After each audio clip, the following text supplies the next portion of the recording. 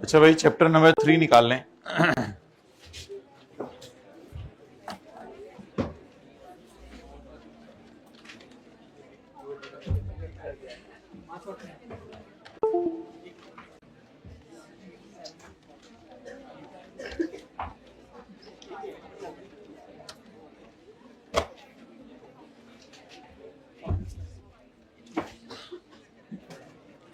Chapter number 3 का पहला page. जी welcome hybrid में लेट आने पे।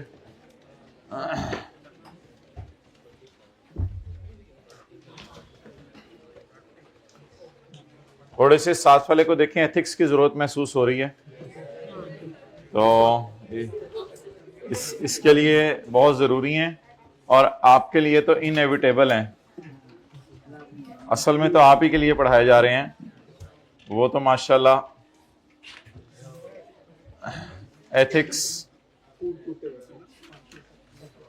Ethics means characters and customs. Aristotle पहला बंदा था जिसने एथिक्स पढ़े, पता नहीं बंदा कोई लंबी छोड़ी है इसने। Aristotle was the first one two study ethics. उससे पहले लोग अनएथिक, अस्तगफिरुल्लाह, अजीब बोंगियां मारते हैं। वैसे उसका ख्याल ये था कि भाईजान ना, एक ही ख्याल है थोड़ा, वापस आओ। उसका ख्याल ये था कि एथिकल बिहेवियर इज नॉलेज। ये एक ऐसा इल्म है आपके अंदर कि आपकी हरकतें जो होती हैं are done for betterment of common good, जिससे आम लोगों को फायदा होता है। तो कहते हैं अगर कोई बंदा ऐसी हरकतें करता हुआ पाया जाए जिससे आम लोगों को फायदा हो, जैसे हाइब्रिड में भी डिस्टर्ब करें एक दूसरे को, तो वो ना करें, तो इससे फायदा हो, तो ये एथिक्स हैं। ये मालूम करने के लिए कि क्या एथिकली अच्छा है एक इंडिविजुअल और सोसाइटी के लिए, अरिस्टोटल की राय ये थी कि 3 खूबियां होनी चाहिए जो कि एक अक्लमंद इंसान के अंदर मौजूद होती हैं। उसकी जिंदगी के अंदर सब्र होता है, हौसला होता है और इंसाफ होता है। लेजिस्लेटिव ऑफिस यानी कि गवर्नमेंट एम्प्लॉयज जो होते हैं पाकिस्तान में, legislative office is a public trust. Legislative office एक पब्लिक ट्रस्ट है। लेजिस्लेटिव ऑफिस पाकिस्तान में कमिश्नर के पास है, चीफ कमिश्नर के पास है। लेजिस्लेटिव ऑफिस पब्लिक का आपके ऊपर एतमाद होता है।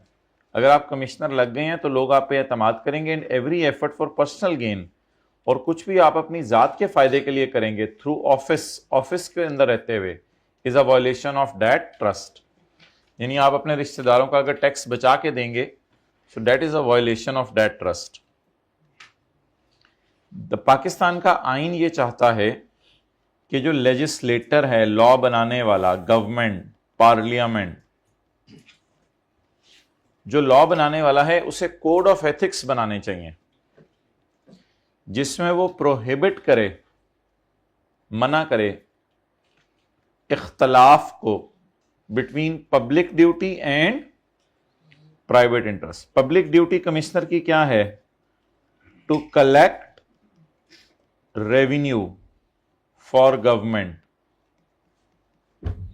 ये उसकी पब्लिक ड्यूटी है। प्राइवेट इंटरेस्ट क्या है? रिलेटिव्स जो उसके जानने वाले हों उनका टैक्स सेव करे लॉ को वायलेट करते हुए। तो द पाकिस्तान का आइन चाहता है कि पार्लियामेंट में ऐसे कोड ऑफ एथिक्स होने चाहिए जो इख्तलाफ को मना करें। जो क्या करें? इख्तलाफ को मना करें। हमने कहा इख्तलाफ किसके दरमियान हो गया? हम तो सुबह सुबह आए हैं, अभी तो क्लास शुरू हुई है, अभी से कहां से इख्तलाफ हो गया? कहते हैं पब्लिक ड्यूटी यानी रेवेन्यू हुकूमत के लिए इकट्ठा करना, और प्राइवेट इंटरेस्ट की एक मिसाल दी है मैंने आपको। और कई इंटरेस्ट हो सकते हैं इसमें। तो कई दफा ऐसे हो सकते हैं कि कोई बंदा कह सकता है कि कमिश्नर मैं आपको गाड़ी तोहफे में दिलवा देता हूं तो आप मेरा टैक्स माफ करा दें। तो कई प्राइवेट इंटरेस्ट की मिसालें हैं।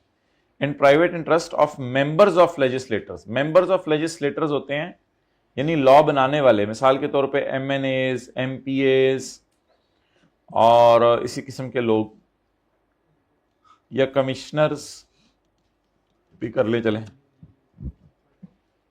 ये बल्कि लॉ बनाने वाले तो नहीं होंगे, आप MNA ही समझें। कि MNAs MPs को चाहिए कि हुकूमत के लिए ज़्यादा रेवेन्यू इकट्ठा करें, लेकिन वो ऐसे रूल बना सकते हैं कि हमारे इलाके में फ़लाँ इनकम माफ़, हमारे इलाके में फ़लाँ इनकम माफ़, तो इस तरह फिर कॉन्फ्लिक्ट पैदा हो जाएगा। और इसके साथ कोड मेक करना ज़रूरी नहीं है, मेक करके इनैक्ट करना भी ज़रूरी है। ये नहीं कि मास्क पहन दो फिर जगह जगह पुलिस को खड़ा भी करो कि जिसने मास्क ना पहना उसके नाक पे हल्का सा डंडा मारे।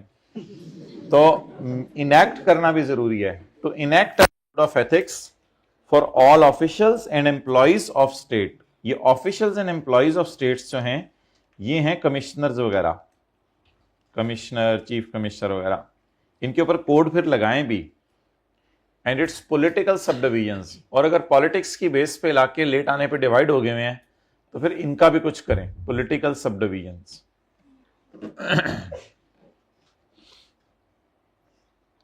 कैनन्स ऑफ टैक्सेशन, टैक्स के मोटे मोटे असूल, पतले पतले नहीं, मोटे मोटे। साथ वाले को देखें, पतलो मोटो, अच्छा मादरत ऐसे ही। Canons of taxation are the basic principles. Canons of taxation basic principles हैं to run a good tax system. Adam Smith was the पहला बाबा जी to develop list of canons. Adam Smith ने सबसे पहले कैनन्स मालूम किए। बाबा जी ने ये 4 कैनन बताए थे, 1 2 3 4। बाद में इसके शागिर्दों ने कहा बाबा जी कुछ कैनन भूल गए थे। Later on some new canons were added. तो बाद में इसके शागिर्द आए, उन्होंने फिर नए कैनन डाल दिए, तो फिर किताब में कैनन कैनन हो गए। These cannons help tax legislators government in constituting a good tax system. The canons of taxation are discussed below. Very nice, you have discussed it for us. बहुत इसकी काफ़ी अच्छे से इसका इंतजार कर रहे थे, माशाल्लाह आपने हमारे लिए डिस्कस करना शुरू किया। ओरिजिनल एंड मेन कैनन्स, ये बाबा जी वाले हैं। Original and main canons discussed by Baba ji. उनकी मशहूर किताब थी एक, कोमों के पैसे, canon of equity. Canon of equity का मतलब है टेबल 1, यानी जो ज्यादा इनकम कमा रहे हैं उससे ज्यादा टैक्स लें, जो कम इनकम कमा रहे हैं उससे कम टैक्स लें। This principle says that person who earns more should pay more to government as compare to person who earns less. As a result the person earning high income should pay tax at high rate as compared to a person who is earning less income. It is one of the fundamental, it is not mental concept. If you remove the funda, then it will become mental. It is one of the mental concept to bring fundamental concept to bring social equality and equal distribution of wealth in country. Canon of certainty, law के अंदर certainty होनी चाहिए या uncertainty होनी चाहिए? अच्छा, shares का बेचना लॉ में कहां जाता है? कैपिटल गेन में, तो सर्टेनिटी है लॉ में। टैक्स कब जमा कराना होता है? 30 सितंबर को। ज्वेलरी का लॉस माइनस कर सकते हैं? नहीं। बेसिक सैलरी अगर 12 महीने कमाए तो 12 से मल्टीप्लाई करते हैं? यस। तो हमारे लॉ में बहुत सर्टेनिटी है। हमारा लॉ इज अनसर्टन तो नहीं है। अनसर्टन ये लॉ होता है कि उसमें चीजें ही ना लिखी हो, टैक्स जमा कराया करो, अच्छा कब करा दिया करो, ये तो सर्टेनिटी नहीं लॉ में। तो लॉ में क्या होनी चाहिए? The tax that a person is going to pay should be certain. Everything should be made clear and simple for the taxpayers. तो हमारे पाकिस्तान में है ना पे बाय 30 सितंबर, कब तक पे कर दें? तो ये सर्टेनिटी अल्लाह का शुक्र है। It ensures that taxpayers should have full knowledge about the amount of tax payment, mode of payment, due date. Due date लिख दी मैंने ऊपर। If this canon does not exceed, leads to tax evasion, लोग tax फिर मारेंगे। Another aspect of certainty is government is also certain regarding the amount it will collect. हुकूमत को भी फिर पता चल जाता है आमतौर पे कितना टैक्स इकट्ठा होना है, ये भी इसका फायदा होता है। Canon of convenience. The procedure for tax payment should be easy, convenient and taxpayer friendly. The time must be convenient. Time Pakistan में आपको पता है क्या है? 30 सितंबर for the taxpayer, so that he is able to pay tax in time. If the time and manner is not convenient, then it may lead to tax evasion and corruption. Canon of economy.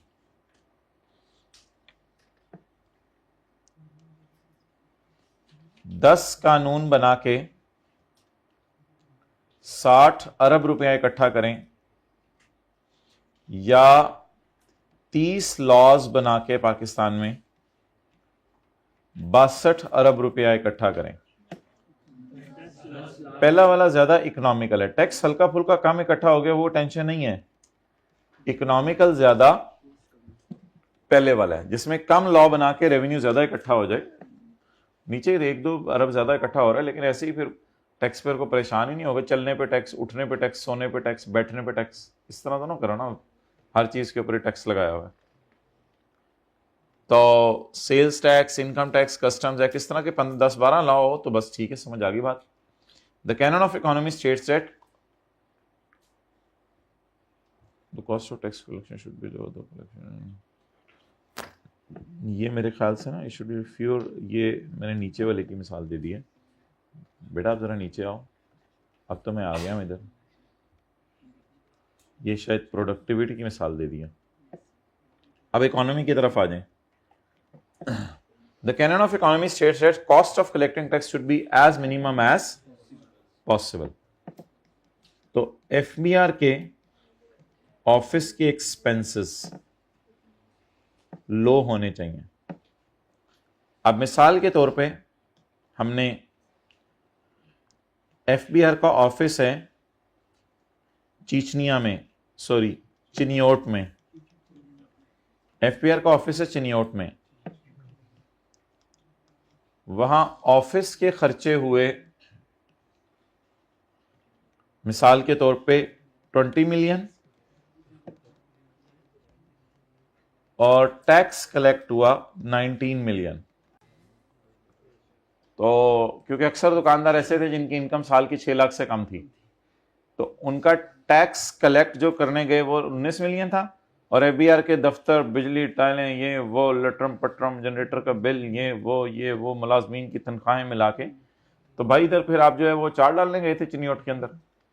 तो ये economical नहीं पड़ा हमें, अंग्रेजी पढ़ लें पहले फिर नोट करें। The canon of economy state that cost of collecting tax should be as minimum as, ये 20 मिलियन क्या है?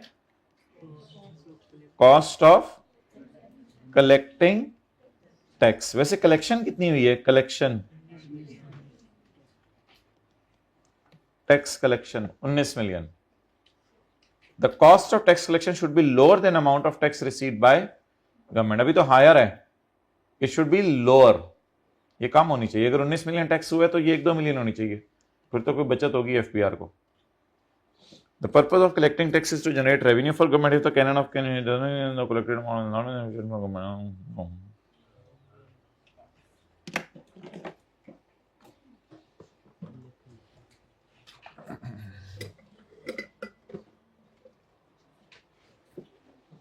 ये जो पराठे खा के आते हैं ना साइड वाला, कभी दाएं गिर रहा होता है, कभी बाएं गिर रहा होता है।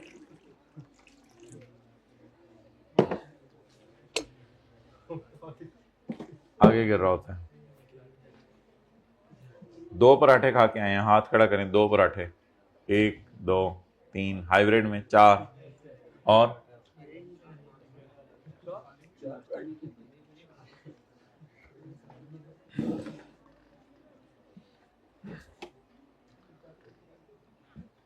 क्या कहते हैं आप लोग? ब्रेड कहते हैं, डबल रोटी कहते हैं?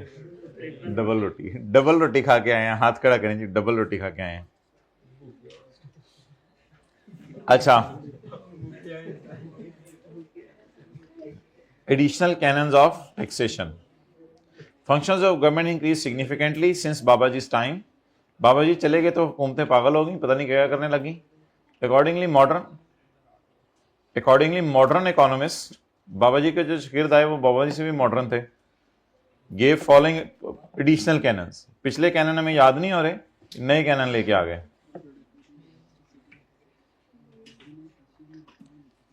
It says that there should be fewer taxes with larger revenues. Fewer taxes with, rather than more taxes with less revenue. इसको 59 अरब कर लेते हैं ना। Rather than more taxes with less revenue. Note कर लें, कर लिया। कितना अरसा हो गया हमें सिलेबस शुरू किए हुए, अभी सफा नंबर 20 पे पहुंचे हैं बस। Taxes imposed should be, sorry, it is better to impose only taxes that are able to produce larger revenues, ऐसे टैक्सेस लगाया करें जो ज्यादा रेवेन्यू कमा के दिया करें। देखिए साथ वाले की राल टपक रही है, देखिए चेक करें जरा, क्वेश्चन 39 कब शुरू होगा, उसकी राल टपक रही है। आप तो लिटरली देखने लग गए थे कि शायद राल टपक रही है। तो मोर टैक्सेस, कितने लोग पढ़ के आए हैं क्वेश्चन नंबर 39 को? जी, हाइब्रिड वाले हाथ खड़ा करें जरा, इधर भी पता चले, सिर्फ पहली रो और लास्ट रो और सेकंड रो बस, और इधर वेल्डन भाई जी, वेल्डन। अब हाथ नीचे कर लें। More taxes tend to create panic and confusion among the taxpayers. बहुत ज्यादा टैक्सेस होंगे तो लोगों में पैनिक क्रिएट हो जाएगा।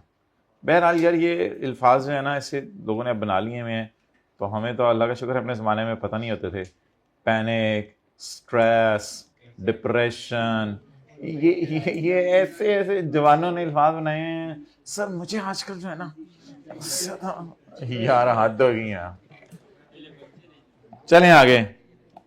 मोर taxes tend to create panic and confusion among the taxpayers. सारी सोशल मीडिया की गेम है। कैनन ऑफ इलास्टिसिटी, शुक्र सिखाया नहीं तो फिर ये 3-4 चीजें दुनिया में जन्म ले गई हैं। Cannon of elasticity, taxes impose should be elastic in nature. Elastic,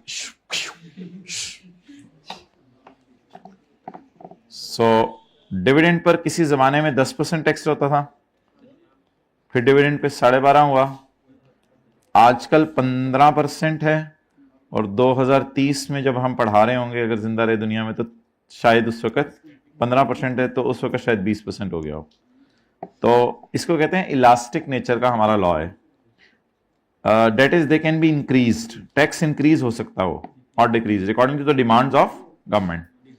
if the tax is elastic in nature, अगर टैक्स इलास्टिक होगा नेचर में, तो एक तरफ से पकड़ के दूसरी तरफ से पकड़ के लोग खेलेंगे। Sorry, the government can easily increase its revenue, government अपना रेवेन्यू बढ़ा सकेगी by increasing the rate of tax. बड़ी सादा सादा बातें कर रहे तो। An example of such tax can be income tax, which is considered very much ideal in accordance with the canon of elasticity. So example is income tax on dividend. So you can note it down, ताकि hybrid में पहली रो में बातें हो जाए। Meanwhile you can note it down, that's nice. उस AC की हवा आ रही है भाई, ऐसी चीज ही खत्म कर दो जिसकी हवा आ रही हो। इसको लाहौर की हवा लग रही है, ये तो और ज्यादा डेंजरस है। देखें मेरा साथ वाले को लाहौर की हवा लग तो नहीं कि जब से आया है, बचा के रखें वैसे इसको।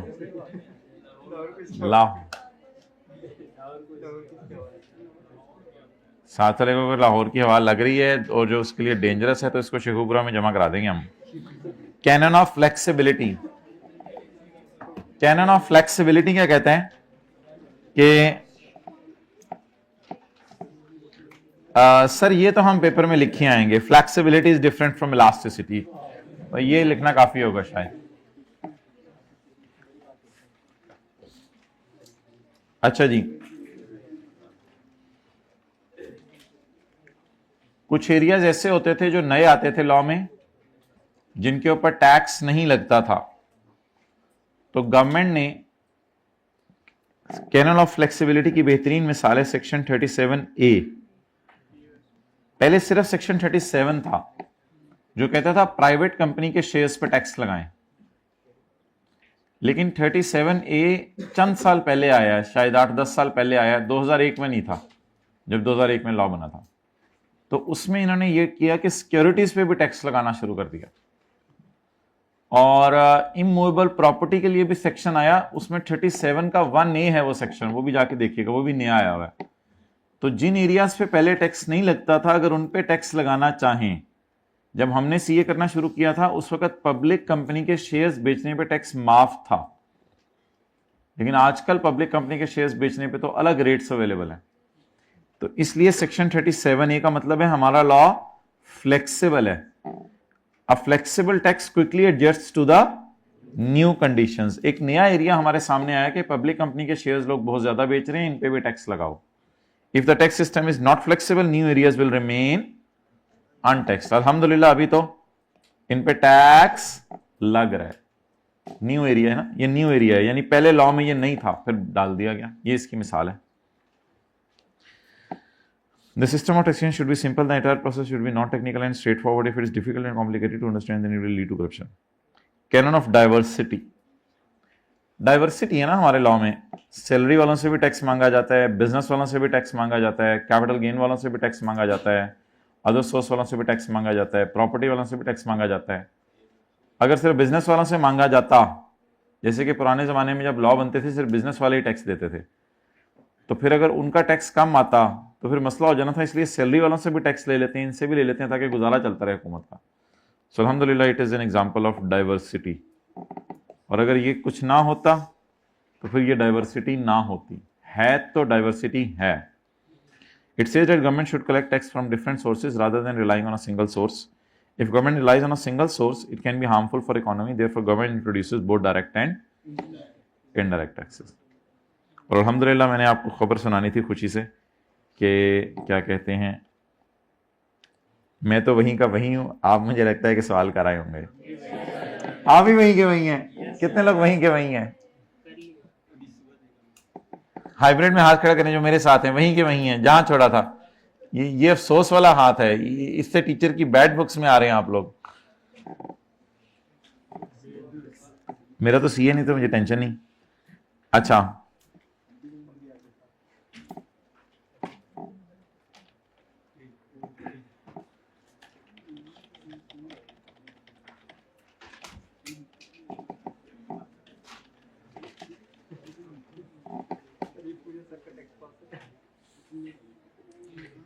it says that government should collect tax from different sources rather than relying on a single source. If government relies on a single source, it can be harmful for economy. Therefore, government introduces both direct and।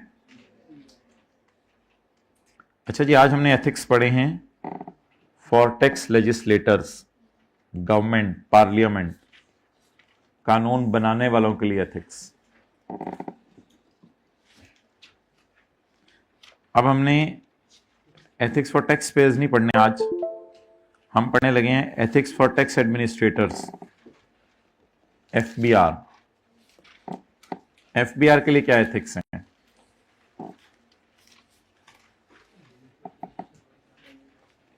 Administrator is not responsible for tax policy. FBR law बना नहीं सकता, FBR law बना नहीं सकता, वो तो parliament में bill pass होता है। एंड टैक्स लेजिस्लेशन और लॉ बनाना, टैक्स पॉलिसी और टैक्स लॉ बनाना एडमिनिस्ट्रेटर का काम नहीं है, but deals with the current tax system. लेकिन ये करंट टैक्स सिस्टम को डील जरूर करता है। Federal board is the main admin authority. Federal board अल्हम्दुलिल्लाह पाकिस्तान में मेन एडमिन अथॉरिटी है under the law to monitor. हाँ, मॉनिटरिंग इसके जिम्मे है, पॉलिसी बनाना इसके जिम्मे नहीं है, लेजिस्लेशन इसके जिम्मे नहीं है, लेकिन लॉ को मॉनिटर करना इसके जिम्मे है। अब एक पेपर में सवाल आएगा 2-3 नंबर का, एफबीआर की पावर्स, खुद या अपने स्टाफ के जरिए हमसे पैसे ले सकता है, हमारा मेथड ऑफ अकाउंटिंग चेंज कर सकता है, कैश से एक्रूवल, एक्रूवल से कैश, हमारा टैक्स जज कर सकता है कि कितना बन रहा है, हमारे बैंक अकाउंट अटैच कर सकता है, यानी सीज कर सकता है। वी कैनॉट विड्रॉ मनी, फिर हम पैसे नहीं निकलवा सकेंगे बैंक से, हमारा बैंक अकाउंट सीज कर सकता है। Power to seize property, property को ताले लगा सकता है, फिर हम घर की चीजें घर से निकाल के कहीं और नहीं जा सकेंगे। ऑब्वियसली तभी होगा जब आप टैक्स ना दे रहे हो। अथॉरिटीज ऊपर वाली पावर को मिस यूज कर सकती हैं, यूज करना तो सही है, मिस यूज ना करें, which can result in following. और अगर इन्होंने मिस यूज किया तो बेचारे टैक्स पेयर की प्रॉपर्टी का नुकसान होगा और टैक्स पेयर की इंप्रिजनमेंट भी हो सकती है, जेल में भी जा सकता है अगर ये मिस यूज करें। यूज करने पे भी वैसे जेल में जा सकता है, लेकिन लॉ के अंदर रहते हुए यूज करना चाहिए। मिस यूज करने का ये नुकसान है, 1-2 नंबर का ये सवाल भी आ सकता है, यानी 1 और 2 मार्क्स का ये सवाल भी आ सकता है कि एफबीआर वाले अगर अपनी पावर मिस यूज करें तो क्या होगा। So above powers if wrongly used can result in loss of fundamental human rights. So there is a need for ethics. So the tax authority can use the power fairly and with transparency and morality.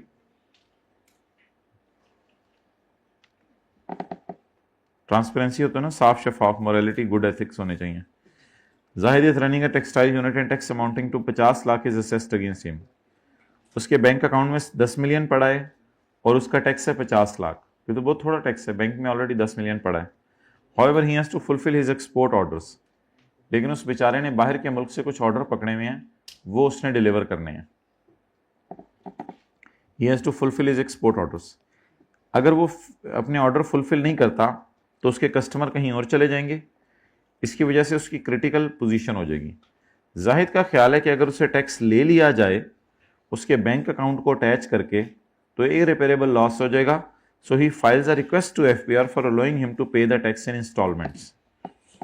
उसने कहा माना कि मेरे bank में 10 million पड़ा हुआ है, माना कि मेरे बैंक में 10 मिलियन पड़ा हुआ है और तुम लोग मेरे से 5 मिलियन मांग रहे हो, मेरे पास इतने पैसे हैं कि मैं तुम्हें दे सकूं, लेकिन मैंने तो उस पैसे को इस्तेमाल करना है बाहर के मुल्क के जो कस्टमर्स के ऑर्डर आए हुए हैं उसके अंदर। अब अगर मैं तुम्हें ये पैसे दे देता हूं तो मैं एक्सपोर्ट ऑर्डर कैसे फुलफिल करूंगा? तो एफबीआर के स्टाफ को चाहिए कि उसे इजाजत दे दे कि उसका बैंक अकाउंट सीज ना करे। Justice and equity demands that his request should be entertained so that his continuation and prosperity of business would eventually result in payment of better taxes in future। आप उसे थोड़ा सा relax कर दें ताकि future में वो परमानेंट बेस पे इनकम कमाता रहे, आपको आइंदा टैक्स देता रहेगा। ये कौन सा भाग रहा है बंदा? लेकिन अगर एकदम आपने टैक्स लेके उसका बिजनेस ही बंद करवाना है तो फिर तो आपको भी फायदा नहीं होगा, फ्यूचर में वो भी परेशान होगा। तो कहना ये चाह रहे कि थोड़ा बहुत अगर वो कह रहे कि मैंने किस्तों में पेमेंट करनी है तो किस्तों में पेमेंट करा दें उसको, खैर है, कोई मसला नहीं। इनकम टैक्स का लॉ, सेल्स टैक्स का लॉ, फेडरल एक्साइज का law, tax authorities to select cases for audit, ये तीनों लॉज एम्पावर करते हैं टैक्स अथॉरिटीज को to select cases for audit. This power can be misuse by selecting some people while leaving other unaudited. तो इस power को भी ये लोग कभी मिसयूज कर लेते हैं। कुछ लोगों को ऑडिट करते हैं हमेशा और कुछ लोगों का कभी भी नहीं करते। पिलर्स ऑफ टैक्स एडमिनिस्ट्रेशन, देखें साथ वाले को सबसे पहले फेयर होना चाहिए। देखें वो फेयर है, शक्ल नहीं देखनी उसकी, वैसे पूछ रहा हूं, शक्ल देख रहे हैं। फॉर द बेनिफिट, क्रीम लगा दे रहा, for the benefit of tax payer and keep a check on the misuse of powers by tax authorities. Tax authorities अपने पावर्स को मिस यूज ना करें। Following are the pillars of tax administration. Pillar तो आमतौर पे 4 ही होते हैं एक कमरे में, दाएं बाएं अगर खड़े करें 4 ही हैं, ठीक है। Fairness, tax authorities, FBR, commissioner should try to be fair, neutral and impartial। impartial, neutral एक ही चीज होती है। while administering the law, administering the law या making the law? making the law तो इनका काम नहीं है, इनका काम है administrating the law, administering the law। there should be no discrimination on the basis of race। race का क्या मतलब है? कौमी भी गुज्जर,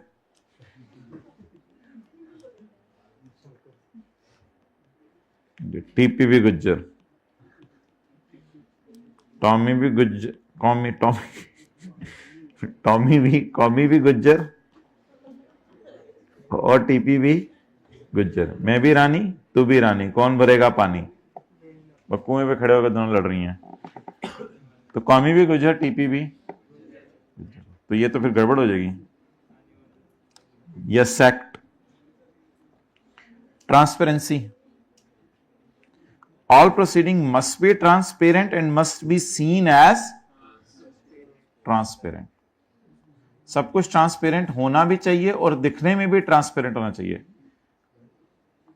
भाई जिनको किताब ला के दें नई, जरा यार एक बुक शॉप से नई किताब मंगवाए।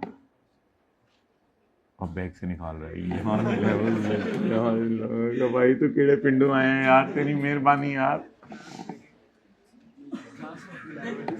आप खड़े हो जाओ, आप खड़े हो जाओ और आप भी खड़े हो जाओ। आप बैठे रहो, आपकी मुझे टेंशन नहीं रही। आप दोनों खड़े हो जाओ। मुझे क्यों नहीं बताया कि इसके पास किताब नहीं खोली हुई इसने? अच्छा जी, आईकैप पेपर चेक कर रहा था ट्रांसपेरेंसी से, लेकिन कुछ लोगों ने कहा कि आप तो दावा करते हैं ट्रांसपेरेंसी का, हमें भी तो दिखाएं ट्रांसपेरेंसी। तो फिर आईकैप ने आपको पता है कुछ अरसे से रीचेकिंग अलाउ कर दी है, जिसमें वो हल्के फुल्के कुछ बता देते हैं चीजें जरा एक्स्ट्रा जो नॉर्मल से हटके होती हैं। तो must be seen as transparent, तो चीज में ट्रांसपेरेंसी होनी भी चाहिए और मस्ट बी सीन एज। अब आपके मोबाइल में अल्हम्दुलिल्लाह ट्रांसपेरेंसी है, लेकिन कभी अब्बू मांगे तो पकड़ा भी दिया करें, must be seen as transparent. आप दावा करते रहे ट्रांसपेरेंसी है ट्रांसपेरेंसी है, लेकिन आपकी हरकतों से भी तो पता चले ट्रांसपेरेंसी है। और हो सकता है हरकतों में आपने कोई ऐसी हरकत ना की हो, लेकिन फिर भी आप मोबाइल छुपा रहे हो, तो देखने में फिर वो ट्रांसपेरेंट नहीं होगी चीज। तो ट्रांसपेरेंट होना भी चाहिए और दिखने में भी ट्रांसपेरेंट होना चाहिए, वरना आपको पता है दुनिया वाले नहीं छोड़ते, और ऊपर वाला तो देख ही रहे। अकाउंटेबिलिटी,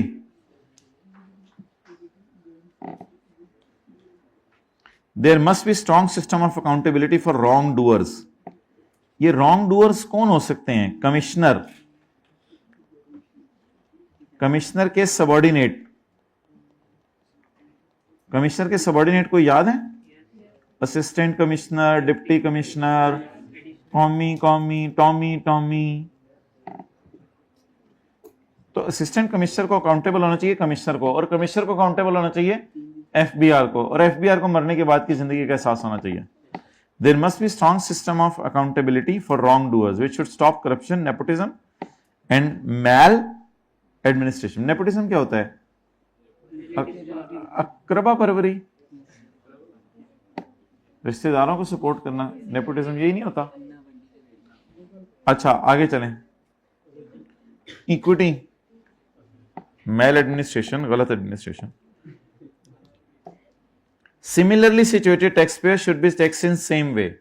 जो एक इलाके में टैक्स पेयर हो उन पे सेम तरीके से टैक्स लगना चाहिए। Due care should be exercise to ensure that salary class is not tax more than, वो तो हमारे टेबल 1 और 2 में है ना कि सैलरी क्लास पे कम टैक्स लगता है और बिजनेस क्लास पे ज्यादा, क्योंकि बिजनेस वाले तो माशाल्लाह ग्रो करते रहते हैं, सैलरी वाले की तो तनख्वाह वही है अनलेस कि वो बहुत अच्छा काम करे। Administrator should achieve their objective in should not achieve their objectives in an irrational way. This is all called as equity. सब 4-5 मिनट दे दें फिर वो न्यूमेरिकल शुरू करना है। Under 4 pillars following are the ethical issues which are faced by tax administering authorities. Tax administrating authorities को आजकल ये इश्यूज आ रहे हैं। एफबीआर में करप्शन है, ये सवाल आता है पेपर में, ethical issues faced by administrating authorities. FBR में करप्शन है, एफबीआर में कॉन्फिडेंशियलिटी नहीं है डेटे की, एफबीआर में कॉन्फ्लिक्ट ऑफ इंटरेस्ट है, इनकॉन्सिस्टेंसी इन एप्लीकेशन ऑफ लॉ है। इनकॉन्सिस्टेंसी इन एप्लीकेशन ऑफ लॉ का क्या मतलब है? कुछ के लिए कुछ रूल बना रहे हैं और कुछ लोगों के लिए कुछ रूल बना रहे हैं। Lack of power, power commissioner अपनी पावर नहीं चला पा रहा। पॉलिटिकल इन्फ्लुएंस, सियासी पार्टीज पे प्रेशर डालती हैं एफबीआर पे। Acceptance of gift, gift FBR वाले गिफ्ट ले लेते हैं जिसकी वजह से फिर वो रिश्वत बन जाती है, तो गिफ्ट के नाम से। डिस्क्रिशन, डिस्क्रिशन होते हैं अपनी फ्री विल, फ्री विल में मसला नहीं, जब फ्री विल मिस यूज होती है तो वो गलत है। Discretion, free will is miss used. Free will तो कोई गलत चीज नहीं है, लेकिन फ्री विल का मिस यूज होना गलत चीज है। पता नहीं हाइब्रिड में साथ वाला ये लिख रहा है या नहीं लिख रहा है, या अपनी ही धुन में मगन है। इसकी भी एक धुन है ना पूरी।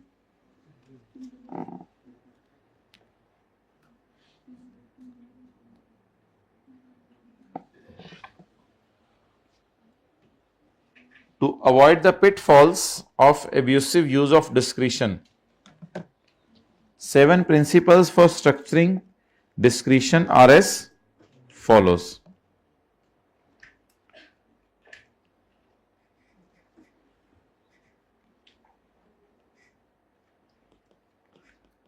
To avoid नुकसानात of गलत use of free will, to avoid नुकसानात of गलत use of free will, 7 principles are as follow, 7 असूल बना दिए गए हैं। ओपन प्लान्स होने चाहिए, ओपन पॉलिसीज होनी चाहिए, ओपन रूल्स होने चाहिए, ओपन फाइंडिंग्स होनी चाहिए।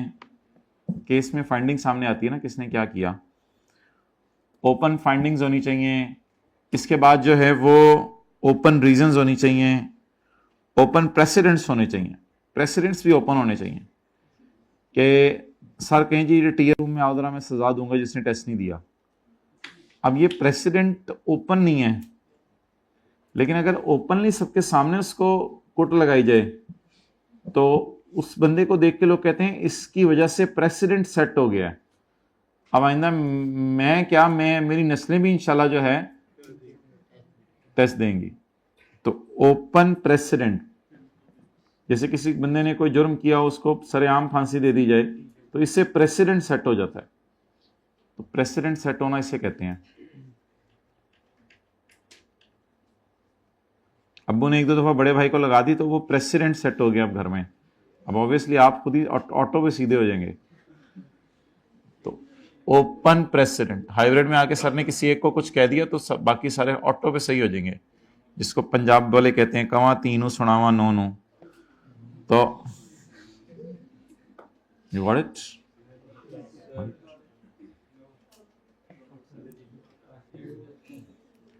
बहू को कुछ बातें कहनी मकसूद होती हैं, वो बेटी को कह देते हैं ताकि बहू भी समझ जाए।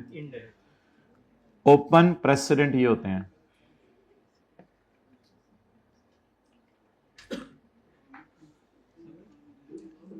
ऐसी सजा जो बाकी याद रखें, इस किस्म का आप लिख सकते हैं कुछ, या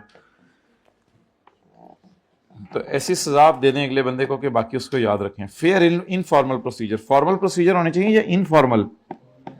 फॉर्मल तो बहुत ज्यादा, फिर बहुत ज्यादा फॉर्मेलिटीज हो जाती हैं, फिर हर वक्त फॉर्मेलिटीज ही बंदा पूरा करता रहता है।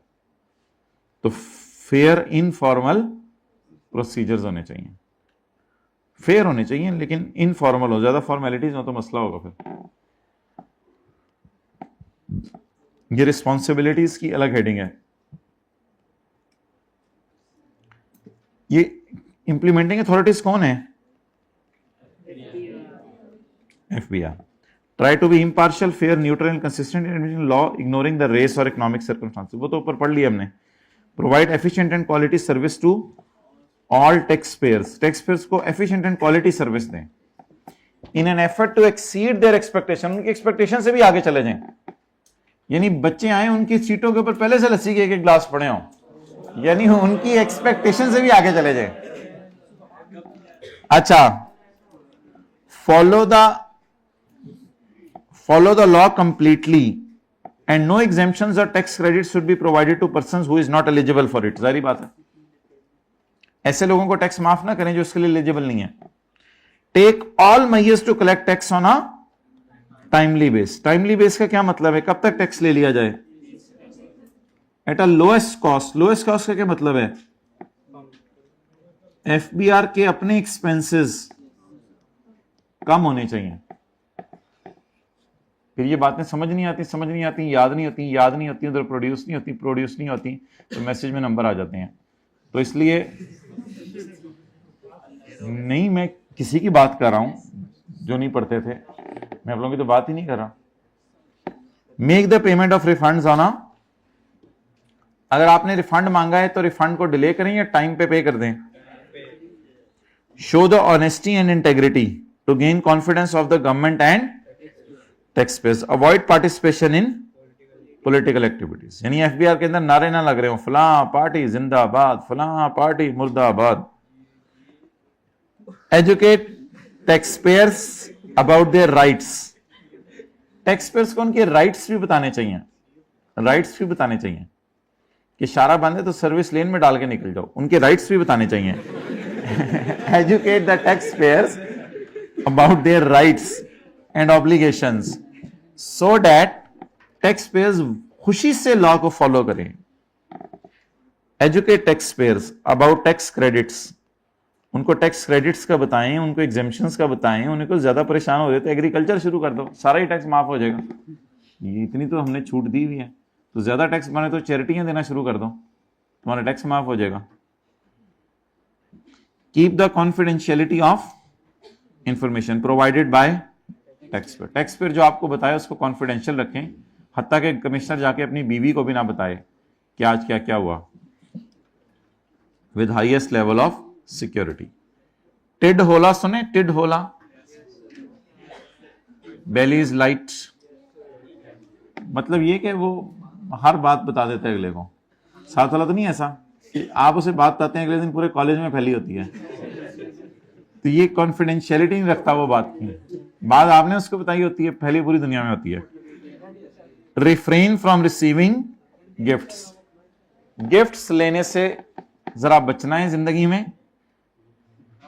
Refrain from receiving gifts. कौमी शुड, कौमी को टैक्स पेयर गिफ्ट देते हैं ना ताकि वो उसको टैक्स बचा दे। कौमी should refrain from receiving gifts from actions. कई दफा हरकतें करने पे गिफ्ट मिलते हैं, कई दफा चुप रहने पे भी गिफ्ट मिलता है। तुम कुछ ना बताना क्या हुआ था, तुम्हें गिफ्ट दूंगा इस पे। एक्शंस पे भी गिफ्ट मिलता है और नॉन एक्शंस पे भी गिफ्ट मिलता है। दोस्त की अम्मी बुलाती थी, आप चुप हो जाते थे आगे से, लेकिन गलत बात थी,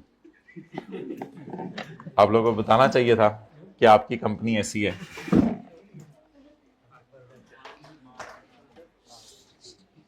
चलें जी,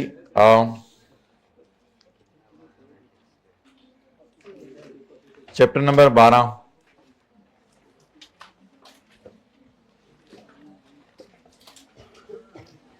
अच्छा भाई, इस सवाल को हम पूरा कर लेंगे, इसमें थोड़ी सी जगह छोड़ दें, इस सवाल को हम पूरा कर लेंगे। फिलहाल उसकी तरफ आए, चैप्टर नंबर 15। अच्छा, चैप्टर 2 में एक छोटी सी चीज रहती थी, ये वाला पेज 16 पे आपको होमवर्क दिया था। ये एग्रीकल्चर इनकम टैक्स पे ना जरा लेटर आपसे मैं डिस्कशन करूंगा। इसमें आईकेप की किताब में कुछ मसला है, इसकी वजह से आईकेप से मैं बात करके फिर आपको बताऊंगा। आपकी बात हो तो जरा हमें भी ले जाइएगा। कस्टम ड्यूटी मेरे भाई ऊपर लिखी हुई है, कस्टम ड्यूटी मेरे भाई, कस्टम ड्यूटी ऊपर लिखी हुई है, तो ये किसका होगा? Tax on transfer of immovable property नीचे लिखा हुआ है, प्रोविंस। कैपिटल वैल्यू टैक्स ऊपर लिखा हुआ है, capital value tax. Property tax और सेल्स टैक्स ऑन सर्विसेज नीचे लिखा हुआ है, प्रॉपर्टी टैक्स और सेल्स टैक्स ऑन, ये किसने लगाने हैं? प्रोविंसेस ने।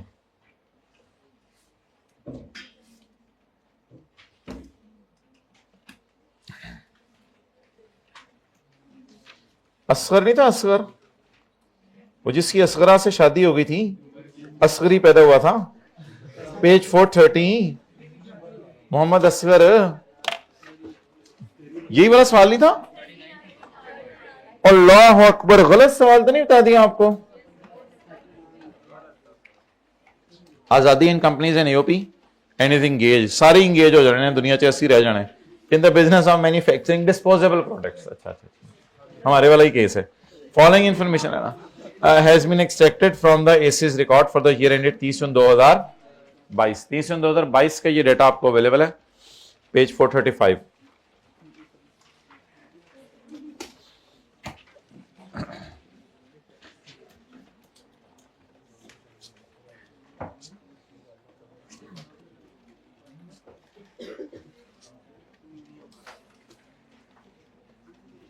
अच्छा भाई, इस सवाल में ना असल में मिनिमम टैक्स भी है, यानी इस सवाल को भी मैं शुरू करने लगा हूँ। 11:15 तक जितना हो गया, फिर इंशाल्लाह हम 1:50 से लेकर 2:30 बजे तक आज इस सवाल को ख़त्म करेंगे। जिन्होंने ऑनलाइन लेना हुआ वो ऑनलाइन ले लीजिएगा यूट्यूब के ऊपर, जो आ सकते हुए वो आ जाइएगा।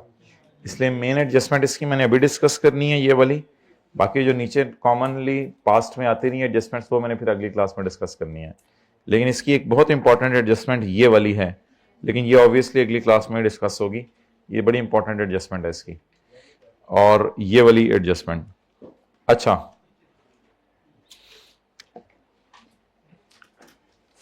भाई, हमने कहा था जिस बंदे की साल की सेल 100 मिलियन से ज्यादा हो उसने नॉर्मल तरीके से भी टैक्स देना है और सेल का 1.25% भी देना है। अच्छा, सेल कौन सी? अब एक बंदा कहता है मैंने सेल की है 118 की, हमने कहा इसमें टैक्स कितने हैं? कहते वो तो 18 हैं, तो मेरी सेल तो 100 रुपया है। हमने कहा कुछ डिस्काउंट वगैरह दो यार। उसने कहा चलो डिस्काउंट दे देते हैं 4 रुपए का, तो सेल कितनी होगी? 90। इस 96 को देखना होता है, is it greater than 100 million था? Is it greater than 100 million और नॉट? अगर ये 100 मिलियन से ज्यादा है फिर तो आमतौर पे आप बाजार में चीज लेने जाएं, सेल्स टैक्स डाल के कितने की है? 118, मिसाल दे रहा हूं। उसमें से आपने क्या माइनस किया? सेल्स टैक्स डाले बगैर 100 की। अब आपने अगले को कहा कुछ पैसे छोड़ो, उसने पैसे छोड़ दिए, तो चीज 90। अब आप मुझे ये बताएं कि वो क्या टर्नओवर की डेफिनेशन के मुताबिक सेल मेरी क्या है? Is it sale, is it sale और this is sale? This is sale. इसमें आप सेल्स टैक्स भी इग्नोर करेंगे और ट्रेड डिस्काउंट भी इग्नोर करेंगे, यानी माइनस करेंगे। So this will be my final sale, ये मेरी सेल होगी। अब ये सेल इस बंदे की 380 है, सेल्स टैक्स, उसमें से सेल्स टैक्स भी इसने माइनस किया है, ट्रेड डिस्काउंट भी इसने माइनस किया है। ये वाली सेल अल्लाह का शुक्र है is greater than, that's why ये भी नहीं लिखा हुआ आज के सवाल में इग्नोर मिनिमम टैक्स। कुछ सवालों में लिखा होता था इग्नोर, पिछले सफे पे सवाल पे लिखा हुआ इग्नोर मिनिमम टैक्स, लेकिन यहां ये भी नहीं लिखा हुआ इग्नोर। तो ये वाहिद ऐसा सवाल है जिसमें हम इंशाल्लाह एक 50 के बाद डिस्कस करेंगे कि इसके सेल का 1.25% लगा के भी चेक करना है, क्योंकि इसकी सेल लिख लें इज ग्रेटर देन 100 मिलियन। और कौन सी वाली देखनी होती है? ये वाली, ये थोड़ा सा साइड पे नोट करना है समझने के लिए। सेल कितने की? 118 की। अगर सेल्स टैक्स ना डालें तो बिल कितने का बनेगा? 100 रुपए का। उसे कहा थोड़े से पैसे छोड़ दो, तो बिल कितने का बना के? 96।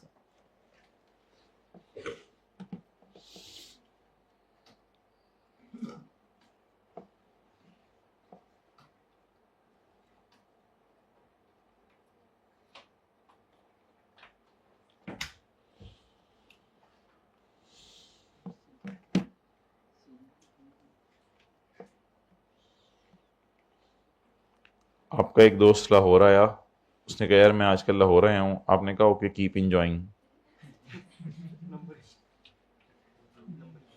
क्योंकि अब दिन ऐसे रह गए ना यार, क्या करें।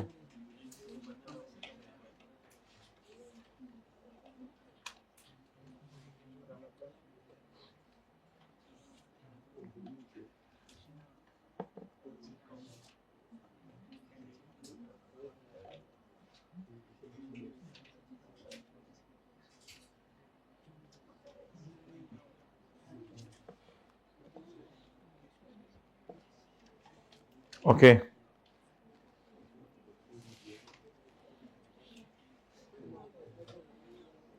जी, लॉस कितना आ रहा है?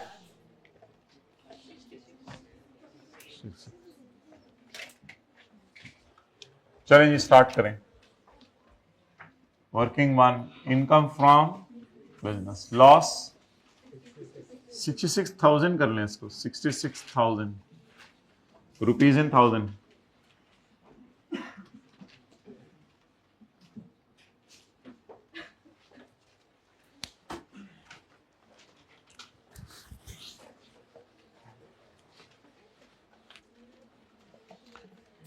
कॉस्ट ऑफ सेल में पेमेंट पड़ी है 12 मिलियन की। कॉस्ट ऑफ सेल में पेमेंट पड़ी है 12 मिलियन की। ब्रैकेट वाली चीज पढ़ेंगे या आगे वाली चीज पढ़ेंगे तो हमेशा कंफ्यूजन होगी।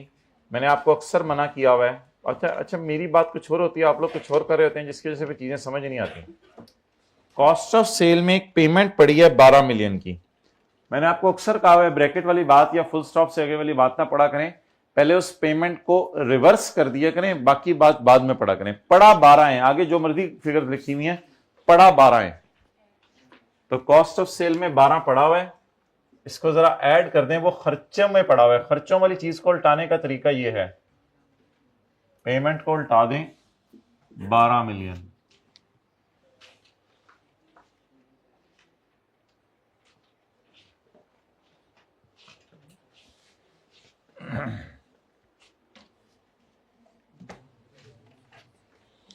Okay next.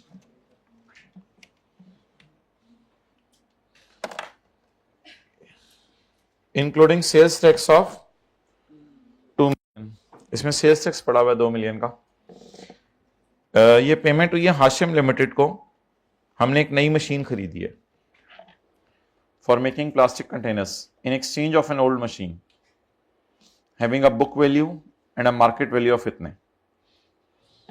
तो पुरानी मशीन की बुक वैल्यू कितनी है 5, पुरानी मशीन की फेयर वैल्यू, सवाल खामोश है तो ये अकाउंटिंग वालों की बुक वैल्यू होगी, क्योंकि जो टैक्स वालों की बुक वैल्यू है उसके साथ लिखा करेगा ये टैक्स वालों की बुक वैल्यू है।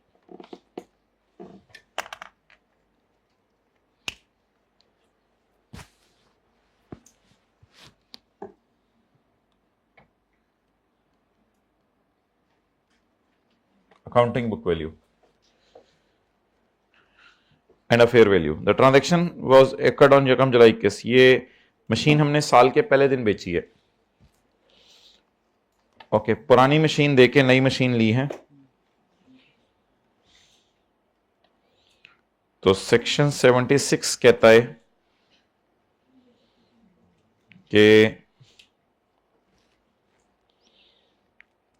cost of purchase new machine shall be sum of total amount given for the asset including the fair value of consideration in kind, यानी cost of new is equal to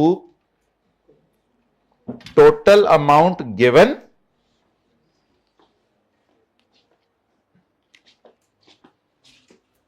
कोई 25 लाइनें छोड़ के मैं working 2 कर रहा हूं मिसाल के तौर पे, तो cost of new, cost of purchased shall be sum of total amount given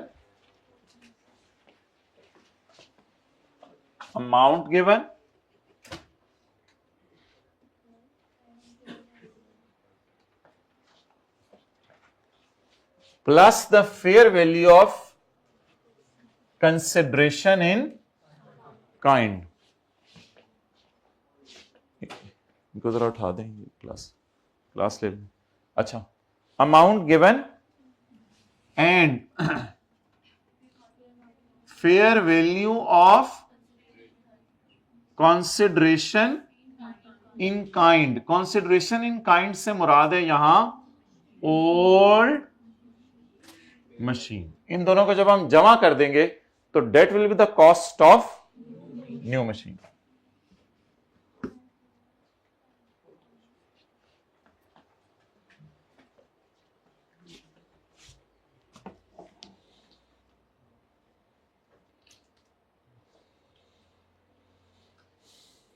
okay, now नई मशीन की मैंने कॉस्ट निकालनी है। पेमेंट गिवन, भाई payment is not 12 million, actually payment is 10 million. आप लोगों ने IAS 16 के अंदर पढ़ा हुआ है कि जो टैक्सेस रिफंडेबल होते हैं वो एसेट की कॉस्ट का पार्ट नहीं बनते, और जो नॉन रिफंडेबल टैक्सेस होते हैं वो एसेट की कॉस्ट का पार्ट बनते हैं। कस्टम ड्यूटी आपने पढ़ा होगा, वो हमेशा ही नॉन रिफंडेबल होती है, वो एसेट की कॉस्ट का पार्ट बनती है। अब सेल्स टैक्स के साथ अगर कुछ नहीं लिखा होगा तो जब भी एसेट खरीदते हुए कोई भी टैक्स पे करेंगे बाय डिफॉल्ट हमने उसको रिफंडेबल एज्यूम करना है। कस्टम ड्यूटी को रिफंडेबल कभी एज्यूम नहीं करना। कस्टम ड्यूटी तो नॉन रिफंडेबल होती है, वो एसेट की कॉस्ट का पार्ट बनती है। बाकी सेल्स टैक्स हो, इनकम टैक्स हो, कोई भी टैक्स हो, चीज खरीदते हुए तो वो टैक्स वापस मिल जाता है आपको। IAS 16 में आप लोगों ने ये पढ़ा होगा कि रिफंडेबल टैक्सेस एसेट की कॉस्ट का पार्ट नहीं बनते। तो actually the amount given is not 12 million, the amount given is, मैंने हुकूमत को 12 ही दिया है, उस 12 में 2 मुझे वापस मिल जाना है। तो what is the amount given for assets? 10 million. बाकी जो 2 मैंने दिए वो मुझे वापस मिल जाना है, उसकी परेशानी नहीं है। तो याद रखिएगा, रिफंडेबल टैक्सेस एसेट की कॉस्ट का पार्ट नहीं बनते, इसलिए the amount given is, though it is 12 but given for asset is 10।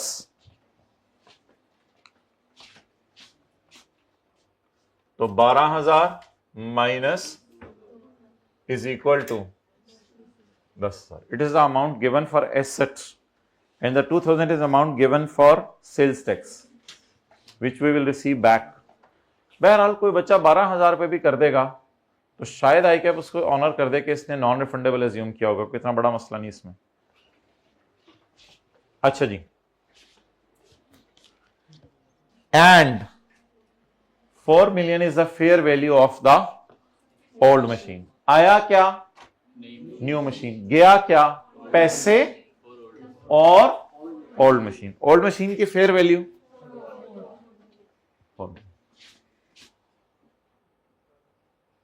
Ji, what is the cost? यार इधर ही cost of new machine and depreciation वगैरह भी निकाल लेंगे ना साथ ही, इसी को हेडिंग को एक्सटेंड कर देते हैं। इसकी कॉस्ट निकालनी है तो डेप्रिसिएशन वगैरह भी निकाल देंगे। अच्छा, आप मुझे बताएं, इसने पेमेंट रिकॉर्ड कर दी है नई मशीन की, तो पेमेंट खर्चों में जानी चाहिए या पेमेंट की बजाय डेप्रिसिएशन जानी चाहिए? अभी एक लाइन पड़ी थी, cost of sale include payment, तो पेमेंट जानी चाहिए मशीन की या डेप्रिसिएशन जानी चाहिए? और मशीन क्या होता है?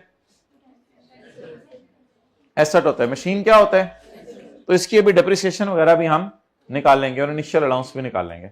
और अक्सर ये एडजस्टमेंट हम करते थे, पेमेंट को उल्टा के उसकी डेप्रिसिएशन माइनस किया करते थे। अच्छा, आगे पढ़े बगैर अकाउंटिंग वालों की बुक वैल्यू कितनी है? 5। अकाउंटिंग वालों की बुक वैल्यू कितनी है? 5। इसमें मैं 3-4 लाइनें छोड़ के वर्किंग 3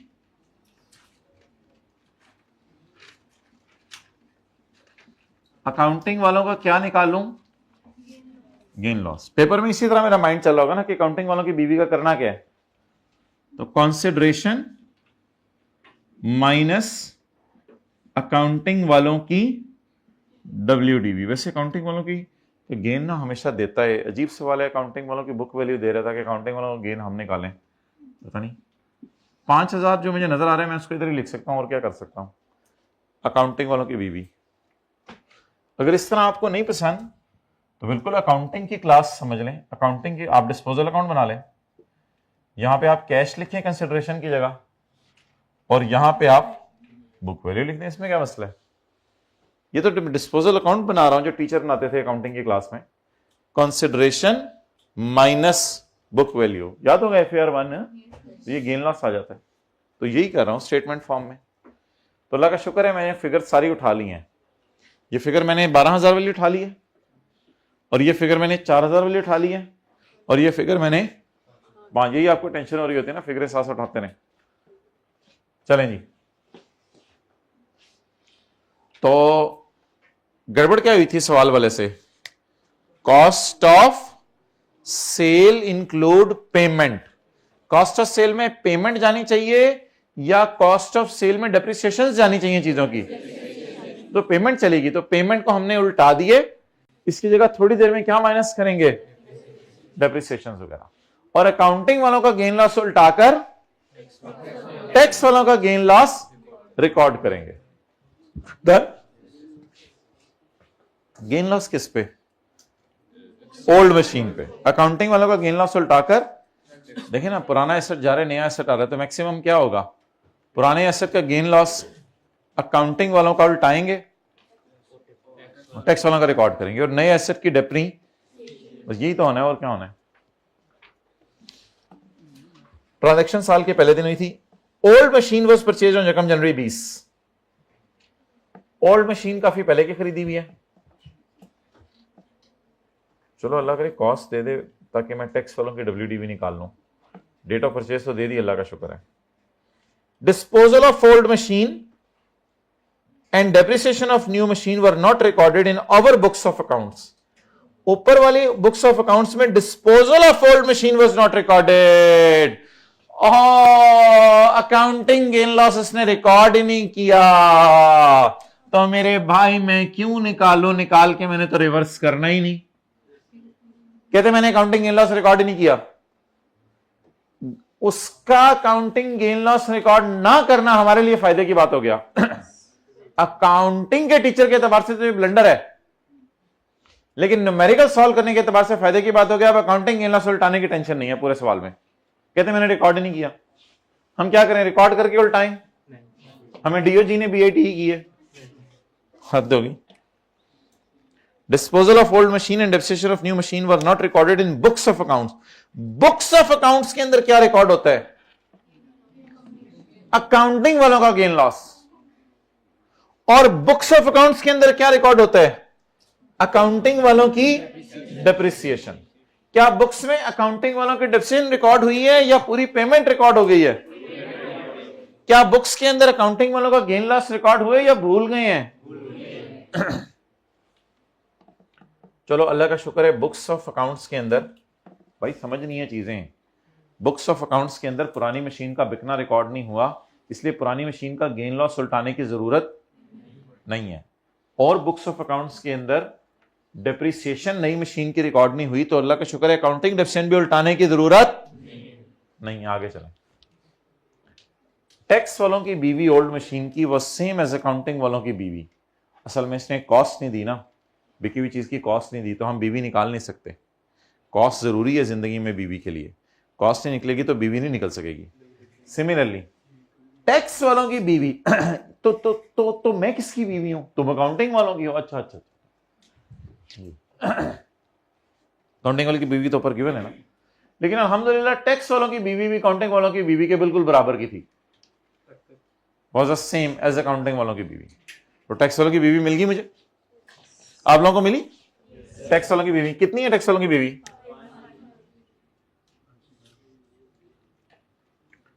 अब क्या निकालें? टैक्स वालों का गेन लॉस। टैक्स वालों की बीवी जरा हिम्मत करके बताएं कितनी है? 5,000। नोट करें।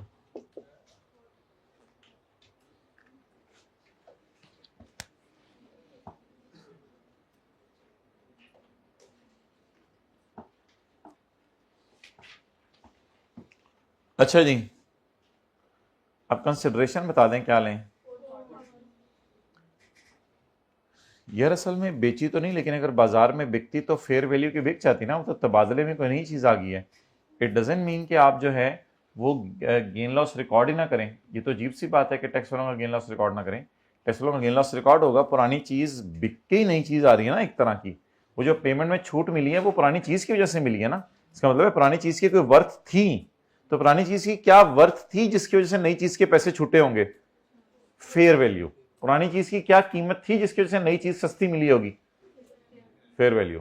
तो ऑब्वियसली अगर आप इसकी कंसिडरेशन नहीं गिवन तो कितने की बाजार में बिकती अगर ये अलग से बेचने जाते और एक्सचेंज ना होती? तो वो फेयर वैल्यू लेंगे और क्या करेंगे।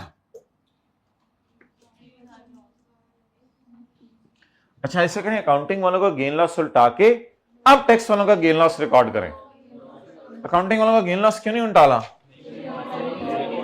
अच्छा ये बुक्स ऑफ अकाउंट्स में कौन सा गेन लॉस रिकॉर्ड होता है? बुक्स ऑफ अकाउंट्स में अकाउंटिंग वालों को तो disposal of old machine. Disposal of old machine से क्या मुराद है? अकाउंटिंग वालों का gain loss.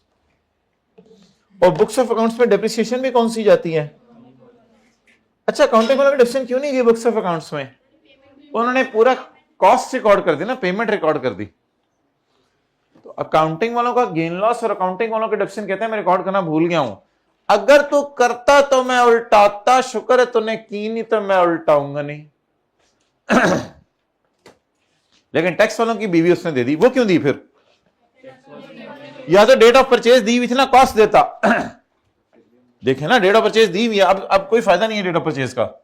Date of purchase का तब फायदा होता है जब ओल्ड मशीन की क्या देता? जब कॉस्ट देता ओल्ड मशीन की, डेट ऑफ परचेज देता, तो फिर हम अल्हम्दुलिल्लाह फिर हम टैक्स वालों की WDV निकालते। तो अभी टैक्स वालों की WDV उसने नहीं दी थी, तो उसने आगे जाके एंड पे कहा ओ इधर आना, टैक्स वालों की बीवी भी है। हमने कहा वो कितनी है? कहते वो अकाउंटिंग वालों की बीवी के बिल्कुल टक्कर की है, बराबर की है, 5000। तो टैक्स वालों का गेन लॉस निकला है कितना? 1000 लेस टैक्स वालों का लॉस ऑन वर्किंग नंबर।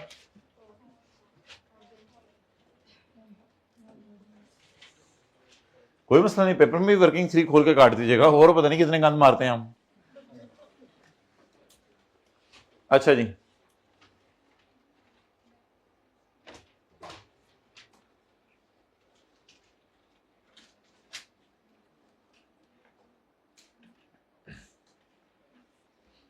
आप बता दें प्लांट के बारे में कहीं नहीं लिखा हुआ सेकंड हैंड है, तो बस न्यू प्लांट है, तो लेस ये तो इसकी कॉस्ट निकल आई ना, as per section 76 initial allowance at the rate of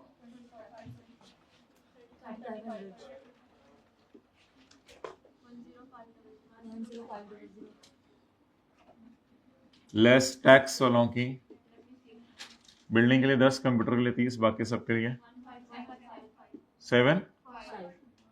आगे क्या करना है? छोड़े मेरे टैक्स वालों की बीवी, उसकी बेस पे अगले साल की डिडक्शन निकलेगी। ये साल तो हो जाए पहले, ये नहीं हो रहा। इस टैक्स WDV का क्या करना है? इसकी बेस पे तो अगले साल की डिडक्शन निकलेगी, उसका क्या करना है? आप बताएं, टैक्स वाले पेमेंट माइनस करने देंगे या 3500 और 1575? लेस टैक्स वालों की डेप्रिसिएशन एंड इनिशियल अलाउंस 3500 जमा। For details you can refer working number 2 being done by me for you। ये घर से निकाली नहीं है फिगर? ओके, ये तो मैंने जज्बात में आके सवाल ही कर लिया।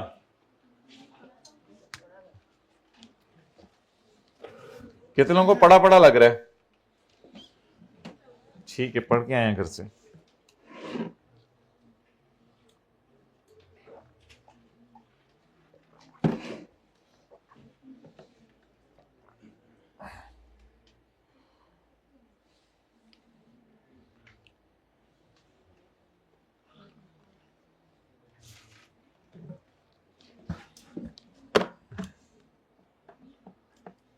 आप जरा ना बिल्कुल रिलैक्स हो जाएं और एडजस्टमेंट की रिवीजन कर लें। खर्चों में पेमेंट पड़ी है 12 मिलियन की। ब्रैकेट में क्या लिखा हुआ है, फुल स्टॉप के बाद क्या लिखा हुआ है, इधर उधर क्या लिखा हुआ है, इसको छोड़ें।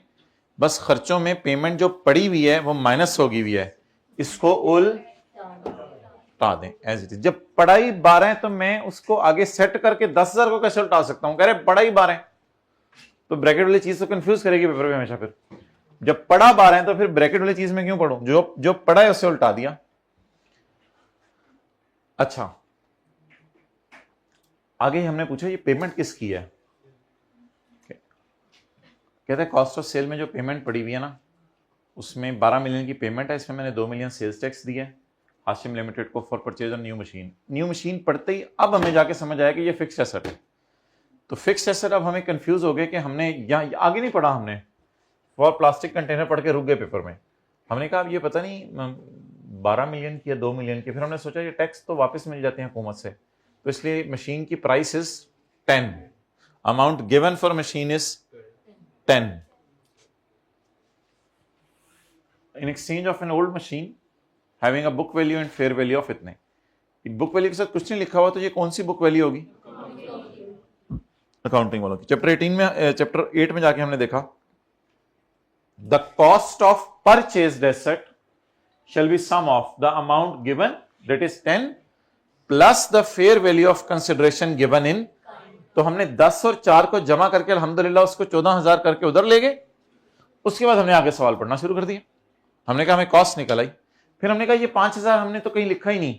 फिर हमने कहा ये अकाउंटिंग वालों की बीवी है, तो हमने कहा अकाउंटिंग वालों की बीवी है तो इससे अकाउंटिंग वालों का गेन लॉस निकल आएगा। तो अकाउंटिंग वालों की बीवी हमने लिख ली, डिस्पोजल अकाउंट भी पेपर में बना सकते हैं, बेहतर है इसी पैटर्न पर है, बनाने को कोई हर्ज नहीं है, बना सकते हैं, लेकिन डिस्पोजल अकाउंट सिर्फ अकाउंटिंग वालों के लिए बनाइएगा, टैक्स वालों के लिए यही तरीका रखिएगा। तो कंसिडरेशन माइनस अकाउंटिंग वालों की बीवी हमने लिख ली और हम आगे चल पड़े। जब हम आगे चले तो आगे सवाल ने लिखा हुआ था कि ओल्ड मशीन इस दिन खरीदी, अब हमने कहा चलो कॉस्ट भी दी होगी, तो आगे उसने कॉस्ट नहीं दी उसने। फिर कहते कि मैं एक चीज बतानी थी तुम्हें, हमने कहा बताओ, कहते वो पुरानी मशीन की डिस्पोजल मैंने रिकॉर्ड नहीं की हुई अपनी किताबों में। हो जबरदस्त यार, पुरानी मशीन की अगर डिस्पोजल रिकॉर्ड नहीं की तो अकाउंटिंग गेन लॉस रिकॉर्ड नहीं हुआ, तो उसको मैंने काट दिया क्योंकि उल्टाना नहीं। ये क्या कर रही है स्टूडेंट, ये आपके मोबाइल यूज चले सीए, अच्छा इधर देख नेक्स्ट। और अकाउंटिंग डेफिसिएंट न्यू मशीन पर नॉट रिकॉर्डेड, अगर हुई होती तो उल्टा देते, लेकिन अभी अकाउंटिंग डेफिसिएंट की जगह शायद पूरी पेमेंट खर्चों में गई हुई है। आमतौर पे तो आपको पता है अकाउंटिंग डेफिसिएंट उल्टा के टैक्स डेफिसिएंट माइनस करनी होती है, लेकिन अगर पूरी पेमेंट ही चली जाए खर्चों में तो फिर पेमेंट उल्टा के टैक्स डेफिसिएंट माइनस करनी होती है। आई रिपीट, अगर अकाउंटिंग डेफिसिएंट चली जाए किताबों में तो उसको उल्टा के टैक्स डेफिसिएंट माइनस करनी होती है, लेकिन अगर पूरी पेमेंट ही चली जाए किताबों में तो फिर तो पेमेंट उल्टाकर टैक्स वालों के डेफिसिएंट माइनस करनी होती है। अब टैक्स वाले पेमेंट माइनस करने देंगे या टैक्स वालों का डेफिसिएंट? डेफिसिएंट तो उसने कोई रिकॉर्ड की नहीं अभी तक, तो टैक्स वालों का डेफिसिएंट तो हमने रिकॉर्ड करनी है, तो पेमेंट उल्टा दी भी है, टैक्स डेफिसिएंट हमने रिकॉर्ड कर ली। बस एक चीज होती है, टैक्स वालों की बीवी उसने दी भी थी। टैक्स वालों की बीवी हेल्प करती है किसमें? टैक्स वालों का गेन लॉस निकालने में। ये टैक्स वालों की बीवी हमने लिखी, कंसिडरेशन गिवन नहीं थी, ये 4000 ही ले ली और टैक्स वालों का गेन लॉस निकाला।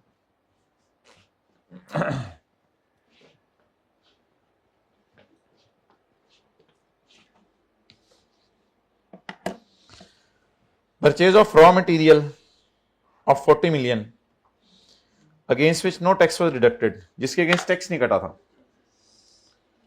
During the year AC purchase total raw material of 120 million। इसका तरीका तो अलग है, इसका तरीका ये है, chapter number 8 purchase of raw material पे टैक्स अगर ना कटे तो क्या करना होता है?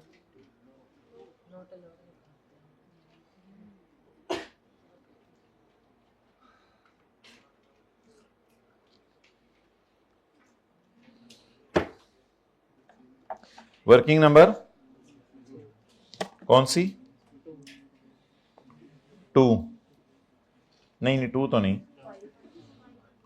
आज के सवाल में वर्किंग नंबर 5। मैंने क्या निकालना है? Purchase disallow. अच्छा, what is the purchase on which tax is not deducted? What is the purchase on which tax is not deducted? 40।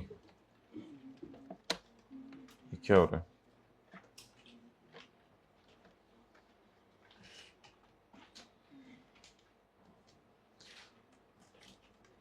Twenty % of total purchase,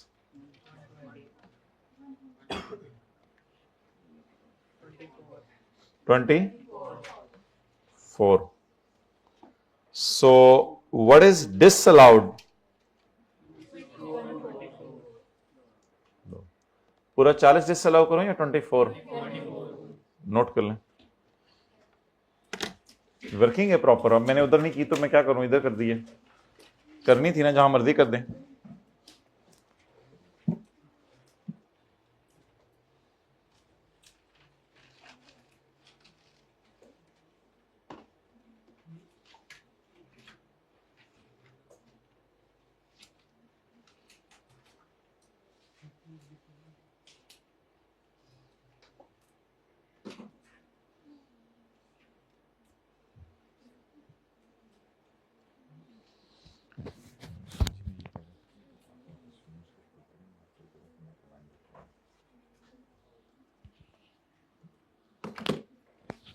ठीक है जी, हाइब्रिड में पहली रो में बातें भी हो गई, गपशप भी हो गई, तो अब हम आगे चलते हैं।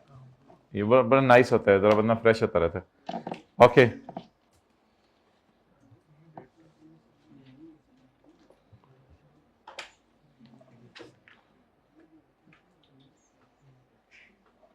अच्छा जी, ये सारी एडजस्टमेंट अल्हम्दुलिल्लाह हमने करनी है आगे अभी, तो इस फिलहाल इसको पोस्ट करते हैं। परचेज डिसअलाउ कितनी है? 24।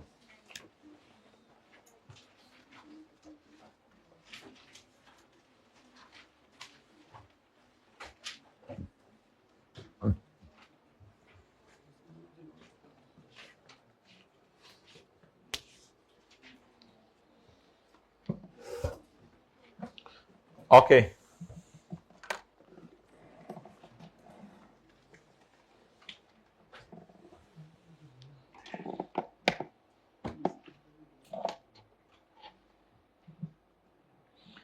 चलें जी नेक्स्ट।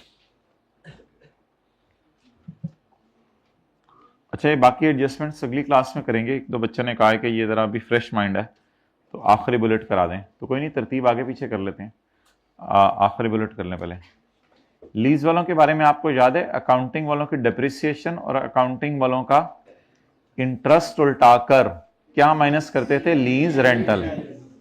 असल में अकाउंटिंग वाले कहते हैं कि लीज पे नहीं ली हुई चीज आपकी अपनी है तो डिप्रिशिएट करो, और अगर आप पेमेंट लेट कर रहे हो तो कोई मसला नहीं, उस पर इंटरेस्ट पे करते रहो। तो अकाउंटिंग वाले कहते हैं कि अकाउंटिंग डेप्रिसिएशन इंटरेस्ट रिकॉर्ड करो, जो टैक्स वाले कहते हैं उल्टाओ। टैक्स वाले कहते हैं जो आप रेंट पे कर रहे हो ना, असल में वही आपका खर्चा है। तो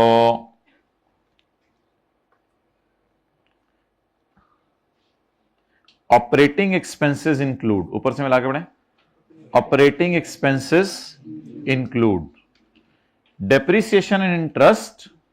वैसे ऑपरेटिंग एक्सपेंसेस में इंटरेस्ट पड़ा नहीं होना चाहिए, इंटरेस्ट अलग लाइन में पड़ा होना चाहिए, लेकिन उससे फर्क क्या पड़ता है? प्रॉफिट तक पहुंचते हो तो माइनस ही हो गया ना। अकाउंटिंग के एतबार से वैसे फाइनेंस कॉस्ट अलग बड़ी होनी चाहिए थी ऑपरेटिंग एक्सपेंसेस के नीचे। ऑपरेटिंग होते हैं एडवांस सेलिंग के खर्चे बिजनेस के, ऑपरेटिंग एक्सपेंसेस में इंटरेस्ट नहीं पड़ा होना चाहिए। लेकिन ठीक है, ये अकाउंटिंग वालों ने ब्लंडर मारा है, वैसे क्या हम सही करें? इसका तो मेरे पास कोई हल नहीं, इसे कैसे मैं सही करूं? इसको सही करने का बड़ा अजीब सा तरीका होता है कि ऑपरेटिंग एक्सपेंसेस को थोड़ा कम करते और फिर नीचे फाइनेंस कॉस्ट की नई लाइन डालते। लेकिन सवाल कुछ से लड़ने की वाली बात है ये, तो सवाल से इतना लड़े। बस वो कह रहे हैं मैंने अकाउंटिंग डेप्रिसिएशन इंटरेस्ट जहां डाल दिए, जहां भी डाला है वहां से निकाल दें, ये खर्चा ही नहीं है आपका। तो डेप्रिसिएशन और इंटरेस्ट लीज एसेट का उल्टाएं और इजी मार्क्स लें। तो मैं लास्ट एडजस्टमेंट को पहले पोस्ट कर रहा हूं, मादरत तरतीब जरा डिफरेंट है जी। अकाउंटिंग डेप्रिसिएशन कितनी? 2100 और इंटरेस्ट 1500। इसकी जगह क्या माइनस कर लें? Lease rental. नोट कर लें। तो छेती छेती मुझे बताएं क्या क्या करना है। अकाउंटिंग डेप्रिसिएशन और इंटरेस्ट उल्टाकर लीज रेंटल बोलें क्या करना है? माइनस करना है। अकाउंटिंग डेप्रिसिएशन इंटरेस्ट उल्टानी है ना, और लीज रेंटल क्या करना है? माइनस करना है। ठीक है, अब आप अगली एडजस्टमेंट पढ़ लें जो आगे लिखा हुआ है।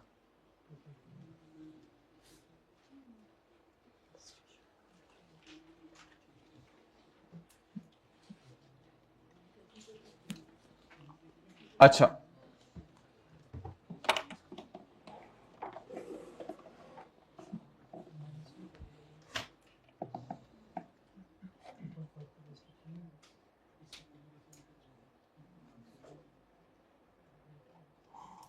इसमें ना एक कॉन्सेप्ट है, कॉन्सेप्ट सुन लें।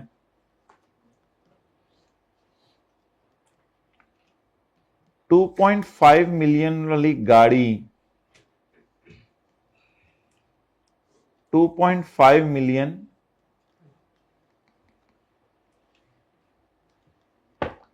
तक की गाड़ी का रेंटल अलाउ है। ये मैं आपको पॉइंट कल दिखा दूं, यहां लिखा हुआ है 2.5 मिलियन तक। वो कुछ और था, वो था अगर आपने 75 लाख से ऊपर गाड़ी खरीदी है 7.5 मिलियन से, तो उसको 75 लाख पर सकते हैं। वो खरीदी हुई गाड़ी थी। ये लीज वाली में 2.5 है, 7.5 नहीं है। तो 2.5 मिलियन तक की गाड़ी का रेंटल क्या है? अलाउ है। असूली तौर पे अगर हमने ये कॉन्सेप्ट ना पढ़ा होता तो मैंने आपको कहा हुआ था गाड़ी की कॉस्ट इग्नोर किया करें और रेंटल माइनस कर दिया करें। ये याद आ रही है बात? गाड़ी के कॉस्ट इग्नोर करें और रेंटल को क्या कर दें, माइनस कर दें। तो अकाउंटिंग डिप्रिसिएशन और इंटरेस्ट उल्टाकर रेंटल को क्या कर दें, माइनस कर दें। ये बात लिखी है उर्दू में। 2.5 मिलियन तक की गाड़ी का रेंटल अलाउ है। ये कल मैं आपको दिखाऊंगा या आज ही सेक्शन नंबर 28 में, बिजनेस के चैप्टर में, चैप्टर 18। अब असूली तौर पे क्या करना चाहिए न्यूमेरिकल में, 2.1 और 1.5 को ऐड करके 3 का रेंटल माइनस करना चाहिए। ये बात पुरानी कितने लोगों को याद है? लीज वाले में अकाउंटिंग डिप्शन इंटरेस्ट उल्टाकर क्या माइनस करते थे, लीज रेंटल माइनस करते थे। लेकिन लॉ मेकर कह रहे हैं कि आप 3 माइनस ना करो,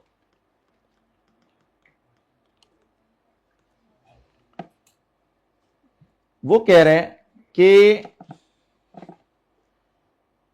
3 कराया है 10.5 वाली गाड़ी का, तो कैलकुलेटर बताओ अगर गाड़ी होती ही 2.5 की तो कितना कराया होता। गाड़ी होती ही, अच्छा इसके रट्टा भी लगा सकते हैं आप। यहां पे आपने लोगों ने लिया करना है रेंटल फॉर द ईयर, यहां पे आप लोगों ने लिया करनी है गाड़ी की ओरिजिनल कॉस्ट, और यहां पे आपने लेनी है restricted cost. Restricted cost is fix, कितने पे फिक्स है लॉ में, मल्टीप्लाई हमेशा 2.5 से किया करना है आपने पेपर में। अब लॉजिक भी याद कर लें, 3 कराया है 10.5 वाली गाड़ी का, तो बताओ अगर मेरी गाड़ी ही 2.5 वाली है तो उसका किराया तो बहुत ही ज्यादा कम होगा। बार बार याद करें, 3 कराया है 10.5 वाली गाड़ी का, मेरे ख्याल से ये डाटा क्वेश्चन में दिया हुआ है। अगर मेरी गाड़ी हो ही 2.5 की तो फिर तो तुम्हारा किराया बहुत कम हो जाएगा ना। तो ये इसी सफे पे ना नोट कर लें ताकि आपको ये तीन फिगर याद हो जाए। ऊपर क्या रखना है भाई, रट्टा भी तो लगवाना होता है ना। कुछ लोग कहते हैं पेपर में हमें लॉजिक भूल जाएगी, और भूल सकती है। ऊपर क्या रखना है, रेंट। नीचे क्या रखना है, उस गाड़ी की ओरिजिनल कॉस्ट जो सवाल वाली हमारी बाजार से मिल रही है 10.5 की, उस गाड़ी की कॉस्ट, और मल्टीप्लाई किससे करना है, ये अमाउंट फिक्स है, ये भी याद कर लें, सेक्शन 28 में दी हुई है ये 2.5। ये नहीं गलत, ये मुनासिब नहीं है, प्रोपोर्शनेट लेके चलना है हर साल। लेकिन एक बात थोड़ा सा मसला है कि ये 80% बिजनेस में यूज हो रही है, तो ऑब्वियसली पूरा रेंटल माइनस नहीं करेंगे, इन द एंड एक फैक्टर लगाएंगे, वो तो इसी सवाल की वजह से लगेगा, वो जनरली नहीं लगा करेगा, वो 80% का फैक्टर है। लेकिन छोड़ें, इधर तो नहीं माइनस करना ना, इधर माइनस करना है, सवाल हम इधर कर रहे हैं। लेस लीज रेंटल, रेंट कितना है माय डियर, 3। इसको थोड़ा सा पूरा ले जाएं या सेट करके लेके जाएं, सेट करके लेके जाएं। 3 तो नहीं, 3000 होगा ना। इसको डिवाइड करें, 3 मिलियन ही बोलूंगा मैं, बोलूंगा 3 मिलियन ही, क्योंकि ऊपर 1000 लिख दिया हुआ मैंने। 3 मिलियन अगर 10.5 मिलियन वाली का है, तो फर्ज करो अगर कोई 2.5 मिलियन वाली गाड़ी होती तो उसका रेंट कितना होता, उसका भी 80% माइनस करो, क्योंकि ये सारे बिजनेस में यूज नहीं हो रही। 570 57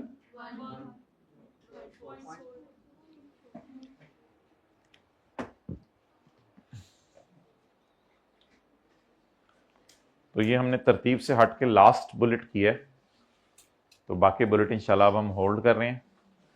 फ्रेश होके नमाज पढ़ के दुआ मांग के एक 50 स्पेसी रूम में तशरीफ ले आए,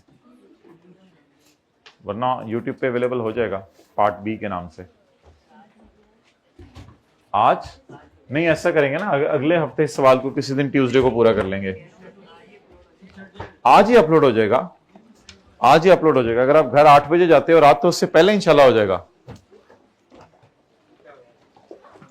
कितने लोग आएंगे वैसे? आएंगे माशाल्लाह, आ जाइएगा ना, इधर ही होते हैं, चले जाते हैं तो वो और मसला फिर। लेकिन ये खत्म करें आप न्यूमेरिकल्स। कितना टाइम है जिंदगी में, टाइम ही थोड़ा सा रह गया, कर लें थोड़े थोड़े मोबाइल इस्तेमाल, जरा मौका मिल जाता ना, बंदा फ्रेश हो जाता है अगली क्लास से पहले।